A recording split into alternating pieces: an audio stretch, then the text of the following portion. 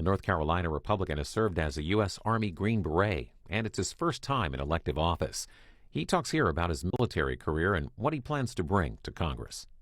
Well, I graduated from West Point, as you said, with a degree in nuclear engineering, and ended up moving to Georgia and Alaska before coming to North Carolina at Fort Bragg back in 2013 when I joined the Special Forces. Ended up doing another tour to Afghanistan after I made it through the Special Forces qualification course, and then ultimately my wife and I, we decided to settle on the other side of the state. We had started a business and bought a commercial property about an hour northwest of Charlotte and settled in Hickory. And so we've had two kids since I got out of the military. Their names are Harrigan and McKinley, both girls.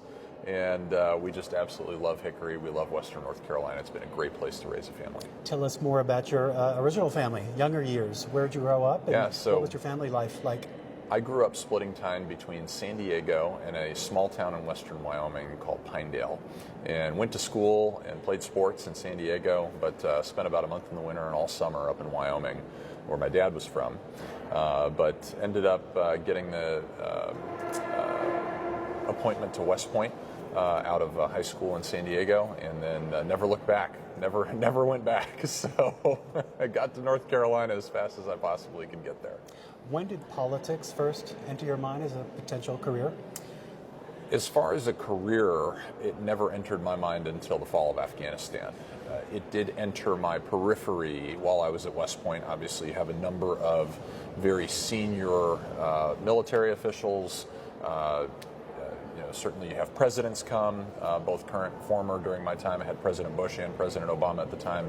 But politics became a part of my military experience when I joined the Special Forces, and I saw how politicized a lot of our operations had become, a lot of our rules of engagement, what we were allowed to do, what we were not allowed to do, the authorities we had, the authorities we didn't have were largely driven by political decisions and not operational decisions. And that's one of the reasons I actually decided to get out of the military and kind of just put all that back aside and just got switched back on when years later I watched Afghanistan fall.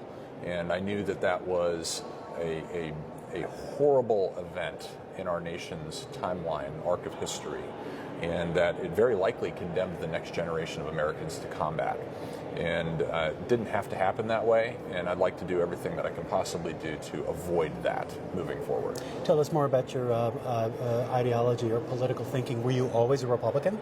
I've always been conservative, yes. Mm-hmm. And, I think part of that is, to some extent, growing up in San Diego, getting to see the thought process of the other side and watching what happened as California went from a Reagan country, this is what America was all about, to the liberal cesspool that it kind of turned into, with all of the crime and serious negative consequences that come with unprincipled development straight up and not just out, demographic shifts. And so I don't want that to happen in North Carolina. I really want North Carolina to remain a place where I want to live, where I want to raise my kids, in a healthy and safe environment for them to grow up, grow strong, and grow old.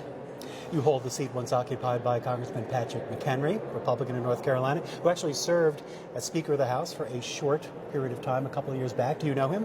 I don't know him very well, but certainly we have crossed paths. Back when I was in business, he actually did come out to my plant, toured my facility, and I was just a young buck that had bit off on something pretty big and was doing something pretty bold. So he came out to take a look at what we had going on, and we had a little issue with government not buying American products. Newsflash, we still have that problem today all across this country. It's one of the things that I really want to solve.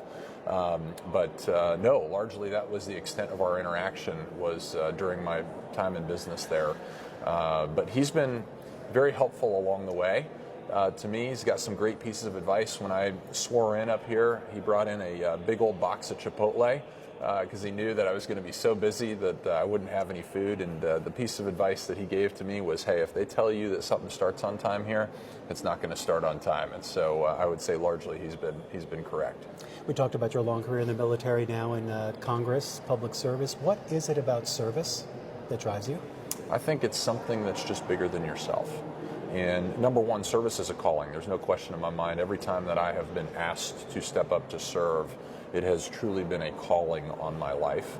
But I think what's so special about it, at least what should be special about it, I won't say that that is a certainty in every circumstance, is that the motivation with the people that you work with is different. I experienced this when I was in the military. People are there for a different reason.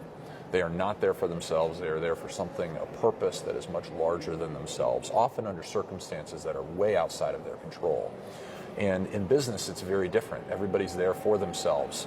It's about money. Decisions are driven by money. And it's not to say that that's not a reality that we're all constrained by, but it's that personal desire for that that's different about the outside world, the civilian sector. And so it is,